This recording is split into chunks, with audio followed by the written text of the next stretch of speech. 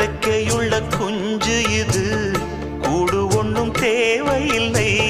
புத்தியுள்ள பிள்ளை இது, கெட்டு நிக்க போவதில்லை. தாயொருத்தி இருந்தா ஒரு தந்தை உண்டு கேளம்மா. தந்தை ஒண்ணு இருந்தா பெத்த பாட்டி இன்றி போகுமா? தெருவோரம் கிடந்தும் அனாதை இல்லை. உறவென்னை வெறுத்தால் தினம் தருவேன் தொல்லை.